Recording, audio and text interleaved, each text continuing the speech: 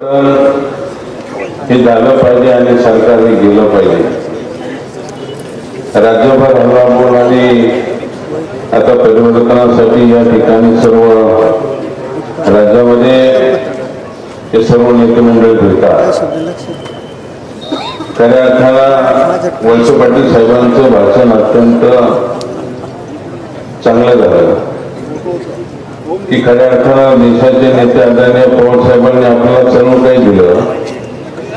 शेतकऱ्यांचं कर्ज माफ केलं, कष्टकऱ्यांना असेल, कामगारांना असेल, उद्योग क्षेत्रामध्ये मोठी भरारी मारली। आयटी पार्क मध्ये सुद्धा मोठ्या क्षेत्रामध्ये हिंदोळी सारख्या ठिकाणी आयटी पार्क उभं केलं। 1.5 लाख मुलांना त्या ठिकाणी नोकरी मिळाली। अनेक प्रश्नावरती त्या ठिकाणी सातत्यानं पवार साहेब या ठिकाणी काम करतात।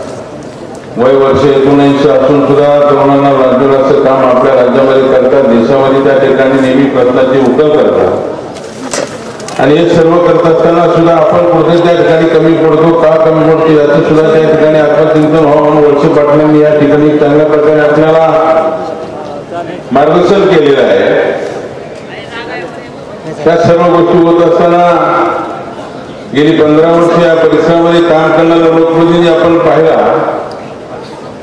2004 साली ज्यावेळेस खेळांनी लोकसभा मतदारसंघ होता त्या काळामध्ये बारामती लोकसभा मतदारसंघामध्ये आमचं पिंपरी चिंचवड शहर असायचं आणि त्या काळामध्ये आदरणीय पवार साहेब उभे राहिले की त्या ठिकाणी भरभरून मतं लोक द्यायची। दादा उभे राहिले, दादांना सुद्धा एकतर्फी मतदान त्या ठिकाणी झालं। आणि ज्यावेळेस 2009 साली विभागणी झाली, शिवशिरोड लोकसभा मतदारसंघ झाला आणि त्या काळामध्ये तुमच्या सर्वांच्या सहकार्य नेत्यांच्या आशीर्वादाने मला संधी दिली। संधी देण्यानंतर त्या ठिकाणी आपल्याला पराभवाला सामोरं जावं लागलं। पण गेली 15 वर्ष काम करत असताना 2014 साली सुद्धा आपल्या सर्वांचे सहकार्य मित्र या तालुक्याचे कारखान्याचे माजी चेअरमन आदरणीय देवदत्त निकम यांना सुद्धा संधी दिली।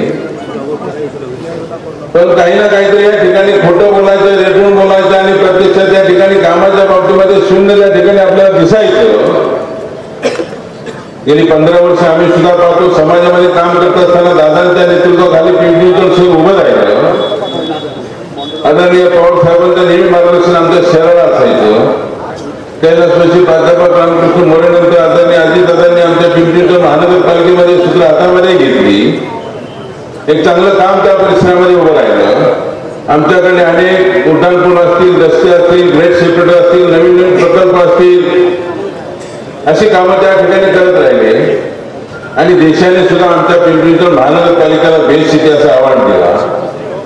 हे सर्व करत असताना मी सुद्धा 10 वर्ष आमदार म्हणून काम करत असताना त्या काळामध्ये सुद्धा दीव, आळंदी, पंढरपूर, भंडारा डोंगर तीर्थक्षेत्र विकास आराखडा निर्माण करायचं काम झालं। त्या काळामध्ये कैलासवासी विलासराव देशमुख साहेब मुख्यमंत्री होते, आदरणीय कैलासवासी आर पाटील मुख्यमंत्री होते आणि आपल्या या जिल्ह्याचे सुपुत्र आपल्या तालुक्याचे भाग्यविधाते वळसे पाटील साहेब अर्थमंत्री होते, दादा पालकमंत्री होते। आणि त्या काळामध्ये अर्थमंत्री असताना सुद्धा वळसे पाटलांनी जाहीर केलं की आम्ही या परिसरामध्ये तीर्थ विकास आराखड्याला सांप्रदायिक जीवनामध्ये काम करणार आहे, आपण सर्व वारकरी समाजाचे आहोत। त्या काळामध्ये 400 कोटीची तरतूद केली आणि आपण पाहिलं किती चांगले काम त्या ठिकाणी उभं राहिलं। हे कोण करू शकतं? राष्ट्रवादी काँग्रेस पक्षाच्या माध्यमातून ही नेते मंडळी काम करतात। हे सर्व करत असताना सुद्धा या परिसरामध्ये काम केलं। 15 वर्ष आम्ही पाहिलं बेगडेवाडीवरून रेल्वे सुरू होणार होती, ती नारायणगाव मार्गे जाणार होती। दुसऱ्या वेळेस आले त्यांनी सांगितलं की नाशिक फाट्यावरून रेल्वे सुरू होणार आहे, ती रेल्वे आता ताबडतोब पळायला लागलेली आहे।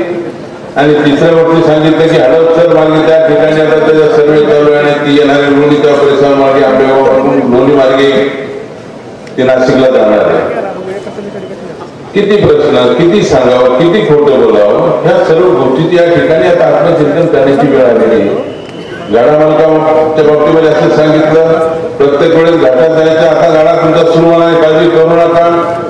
आपल्या लोकांनी कोर्टामध्ये जाऊन त्या ठिकाणी खूप प्रयत्न केले, कोर्टाने त्या ठिकाणी न्यायप्रविष्ट व्हावं असं मला बोलता येतं, परंतु तो प्रश्न सोडवणार ती राष्ट्रवादी काँग्रेस पक्ष सोडवणार एवढी या ठिकाणी मला खात्री वाटते। कारण समाजामध्ये काम करत असताना अनेक महत्वाचे प्रश्न आहेत की आपण पाहिलं पुणे नाशिक फाट्यावरून निघाल्यानंतर आपण आळे फाट्याला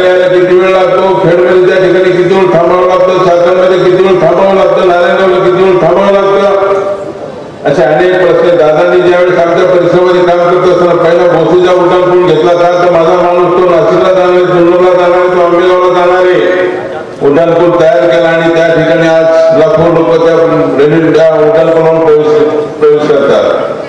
हे सर्व करत असताना सुद्धा आपण पाहिलं की आमच्या भागामध्ये काम करत असताना सुद्धा दादांना मी सांगितलं, दादा जुन्नर आंबेगाव खेड तालुक्यातले आदिवासी लोक आमच्या पिंपरी शहरामध्ये राहतात, मुलांची शिक्षणाची सोय व्हावी, त्यांना राहण्याची व्यवस्था असावी, पण 1000 मुलामुलींचे वसतिगृह शासनाच्या माध्यमातून आम्ही तयार केले, ते सुद्धा सुरू झालं. मुलामुली त्या ठिकाणी राहतात. मागासवर्गीय मुलामुलींचं सुद्धा वसतिगृह झालं, त्या ठिकाणी 1500 मुलामुलींचं वसतिगृह केलं. अशी अनेक कामं सांगता येतील. किती कामं या ठिकाणी सांगायचं. विमानतळ गेलं त्या ठिकाणी आपण पाहिलं चाकण एमआयडीसी असेल, रांजणगाव असेल किंवा तळेगाव एमआयडीसी असेल, अशा ठिकाणी गेली चांगल्या प्रकारे काम करताना किती त्या ठिकाणी नवीन कंपनी आल्या, पण गेल्या 5 वर्षामध्ये एकही कंपनी आली नाही. त्या कंपनीतला CSR फंड सुद्धा इकडे या परिसरामध्ये त्यांच्या स्वतःच्या संस्थेमध्ये वापरण्यात आला. म्हणजे मला सांगा की हे CSR फंड त्या परिसरातल्या तालुक्यातल्या लोकांना चांगल्या प्रकारे त्या गावातल्या लोकांना काम झालं पाहिजे, विकासाची गंगा आली पाहिजे. तर आम्ही पाहिलं आम्हाला 15 वर्षी त्या ठिकाणी लोकांनी आम्हाला काय करायचं, आम्ही फक्त फोटो बोलायचे, मतं मिळवायचे, एवढंच काम या ठिकाणी केलेलं आहे. हे सर्व करत असताना सुद्धा आपण पाहिलं कालचं बजेट सुद्धा वळसे पाटील साहेबांनी सांगितलं की आपण बोलणार नाही, नेते मंडळी बोलणार आहे. आपण पाहिलं याच्यामध्ये की 15 लाख रुपये प्रत्येकाच्या खात्यावरती जमा झालेले आहेत.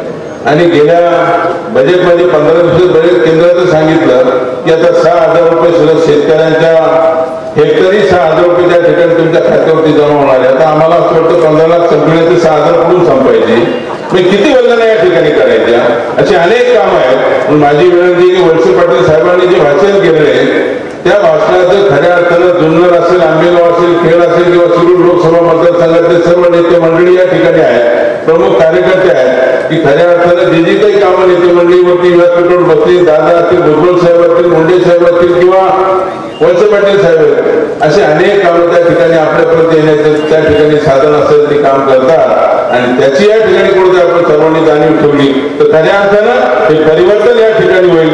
एवढंच